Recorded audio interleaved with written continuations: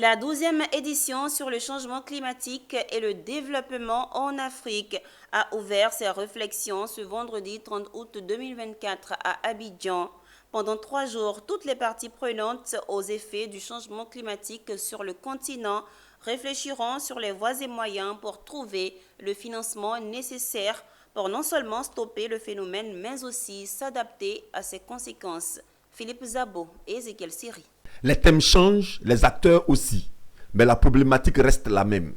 Où et comment trouver les financements pour stopper le changement climatique, réparer les dégâts déjà causés et financer les économies pour qu'elles soient plus résilientes face à ce phénomène. Selon les spécialistes, si rien n'est fait, l'Afrique consacrera 15% de son PIB aux effets du changement climatique dans les années à venir, soit plus de 400 milliards de dollars, d'où l'importance de la 12e conférence sur le changement climatique et le développement de l'Afrique. Le financement de l'action climatique revient cher.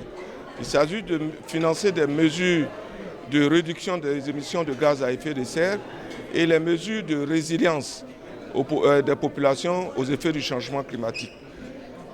Les pays pollueurs ont fait la promesse d'accorder 100 milliards de dollars chaque année pour financer la résilience des populations. Malheureusement, le compte n'y est pas. Notre stratégie s'élève à 22 milliards de dollars.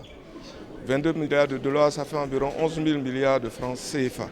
Mais bien sûr, vous savez que ce montant, notre budget ne peut pas le supporter. C'est pour cela que nous appelons les pays développés à nous accompagner à travers des projets que nous avons élaborés. Nous avons un portefeuille de 315 projets dont 53 sont finançables, sont bancables. Nous connaissons les solutions, mais nous avons le problème de l'argent, de financement, dans un contexte où les pays sont endettés.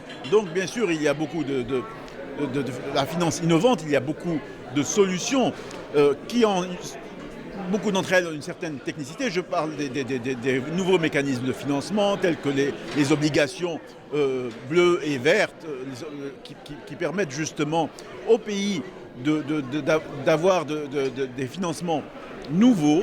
La rencontre d'Abidjan est organisée par la Commission de l'Union africaine, la Commission économique des Nations unies pour l'Afrique et la Banque africaine de développement. Le thème de cette rencontre est « Financer l'adaptation et la résilience en Afrique ». Les résolutions des travaux sont attendues par les ministres en charge du climat de l'Afrique qui se réuniront à Abidjan les 4 et 5 septembre pour parler d'une même voix lors des discussions avec les bailleurs de fonds.